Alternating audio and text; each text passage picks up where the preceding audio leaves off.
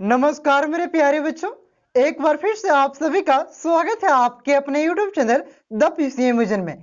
बच्चों, आज के इस वीडियो में हम लोग क्लास 11 में हिस्ट्री, जो आज आप सभी का बोर्ड एग्जाम है, उसके दृष्टि से 2 नंबर वाले जितने भी इंपॉर्टेंट प्रश्नों हैं उसको डिस्कस करेंगे। तो वीडियो पे आप लोग अंत तक बने रहिएगा और वीडियो अगर आपको अच्छा लगे तो वीडियो को लाइक करके दोस्तों में शेयर जरूर कीजिएगा। तो चलिए शुरू करते हैं आज के प्रश्नों को।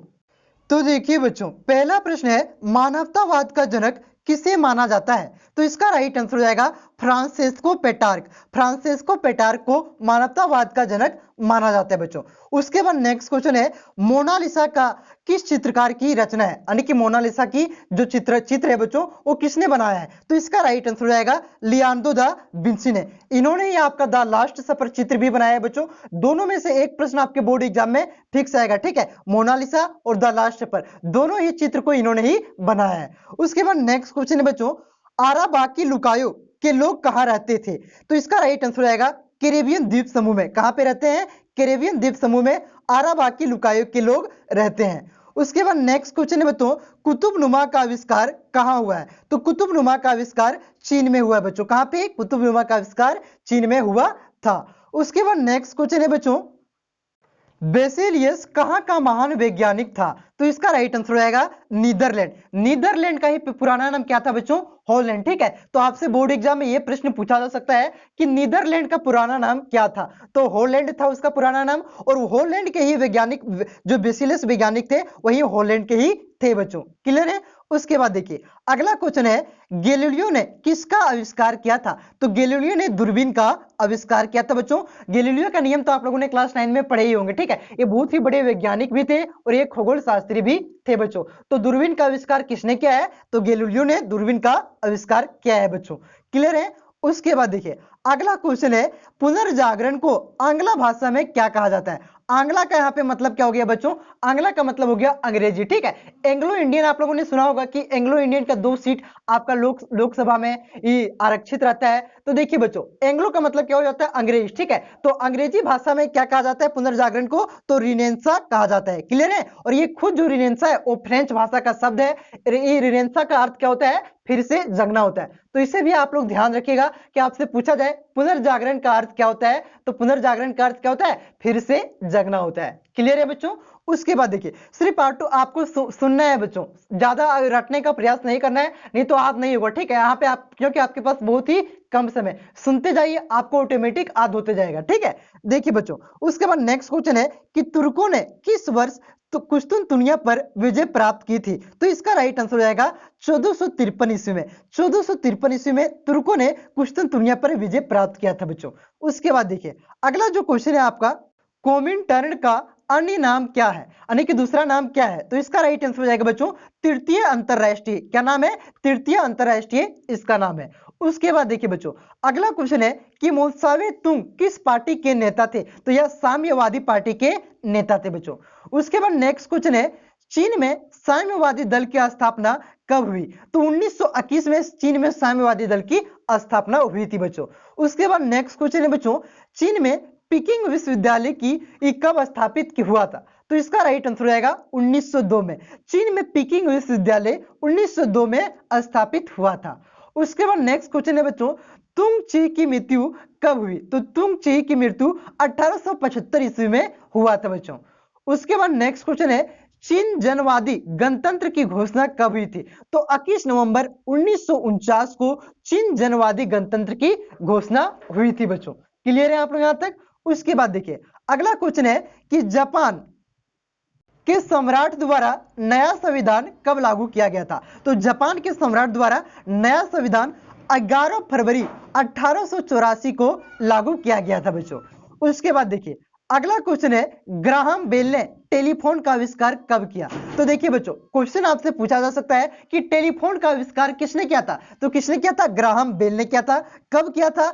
1879 में किया था बच्चों। क्लियर है?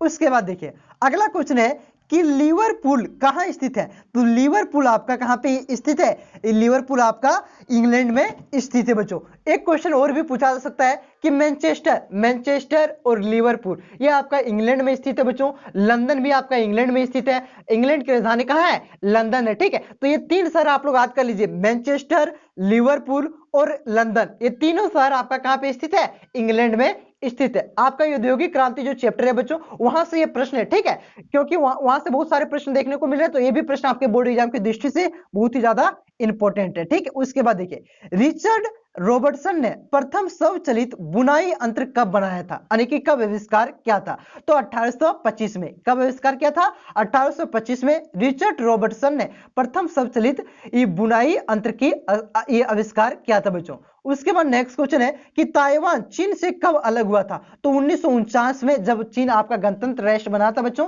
तभी जो चीन है, ताइवान है बच्चों, वो चीन से अलग हुआ था। अभी आप लोगों ने सुना होगा जो रूस यूक्रेन का युद्ध है, उसी के दौरान खबर आ रही है कि चीन भी ताइवान पर कब्जा करना चाहता है, ठीक है। तो ताइवान जो आपका था चीन का ही भाग था, चीन कहता है कि ताइवान मेरा देश है, ठीक है। तो 1949 में यह चीन से अलग हुआ था ताइवान। उसके बाद देखिए अगला क्वेश्चन है कि चीन में ताइपिंग विद्रोह का नेतृत्व किसने किया था, तो हुंग सियू चुआम ने किया था। किसने, हुंग सियू चुआम ने ये ताइपिंग विद्रोह का नेतृत्व किया था बच्चों चीन में। उसके बाद देखिए अगला क्वेश्चन है कि डिवाइन कॉमेडी किसने लिखा है, तो दांते ने डिवाइन कॉमेडी लिखा है बच्चों। उसके बाद देखिए अगला क्वेश्चन रिपीट हो रहा है फिर से, पहला ही क्वेश्चन आपका था कि मानवतावाद का जनक किसे कहा जाता है, तो फ्रांसिस्को पेट्रार्क को कहा जाता है। उसके बाद देखिए अगला क्वेश्चन है द पियाटा नामक चित्र किसकी कृति है, तो माइकेले एंजेलो की कृति है बच्चों। आपका द लास्ट सपर, जो आपका मोनालिसा, ये आपका द लियोनार्डो दा विंची का था, ठीक है। लेकिन जो आपका द पियाटा जो नामक चित्र है बच्चों, इसकी रचना किया किसने किया है, माइकेले एंजेलो ने किया है। उसके बाद देखिए बच्चों अगला क्वेश्चन है द सिविलाइजेशन ऑफ रेनपो नामक पुस्तक की रचना की थी, तो किसने की थी बच्चों, ये लियोपोल्ड वान रेके ने किया था। किसने, लियोपोल्ड वान रेके ने किया था बच्चों। क्लियर है, एक दो बार बोलिए, वर्ड ही ऐसा है, विदेशी नाम है, ठीक है, तो एक दो बार बोलिए, आपको ऑटोमेटिक याद हो जाएगा, नहीं तो एक दो बार लिख के प्रैक्टिस कीजिए, ठीक है।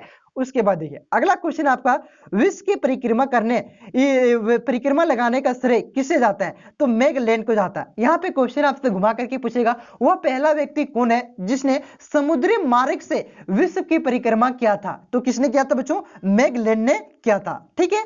उसके बाद देखिए अगला क्वेश्चन है कि 8वीं शताब्दी में गांव टेमाला का मंदिर किसने बनवाया था, तो माया सभ्यता के लोगों ने बनवाया था बच्चों। उसके बाद देखिए कुतुबनुमा का आविष्कार कब हुआ था, तो 1380 में हुआ था। कहां पे हुआ था, चीन में हुआ था बच्चों। उसके बाद नेक्स्ट क्वेश्चन है कि दुनिया की सबसे बड़ी लंबी नदी कौन सी है, तो नील नदी दुनिया की सबसे लंबी नदी है, और दुनिया की सबसे चौड़ी नदी का नाम क्या है, अमेजन नदी है बच्चों, ठीक है। और भारत की सबसे लंबी नदी का नाम क्या है बच्चों, गंगा नदी, ठीक है, गंगा नदी।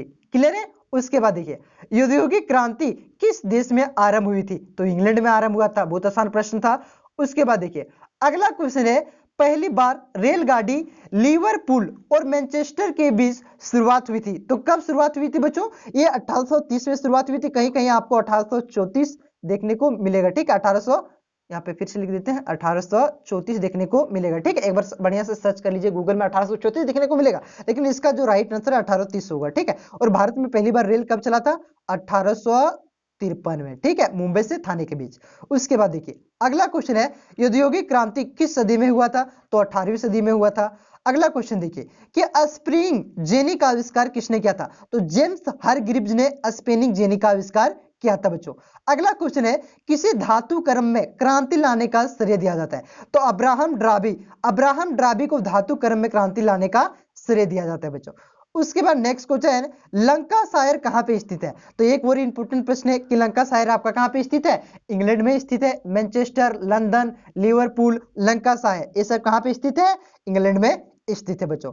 नेक्स्ट क्वेश्चन है कि छापाखाना का आविष्कारक कौन है, तो गुटेनबर्ग ने छापाखाने का आविष्कार किया था बच्चों। क्लियर है, कब किया था कमेंट करके बताइए। देखिए अगला क्वेश्चन है कि बारूद और कुतुबनुमा की जानकारी यूरोपवासियों को किससे मिली, तो देखिए बारूद और कुतुबनुमा का आविष्कार कहां पे हुआ था, चीन में हुआ था, और अरबों ने बारूद और कुतुबनुमा को चीन से सीखा, और ये एक किसको ट्रांसफर किया, यूरोपवासियों को। देखिए आविष्कार कहां पे हुआ, चीन में। चीन से किसने सीखा, अरब वासियों ने सीखा। अरब वासियों दोस्तों ये कहां पे ट्रांसफर हुआ आपका, ये आपका ट्रांसफर हुआ यूरोप वासियों में। क्लियर है बच्चों।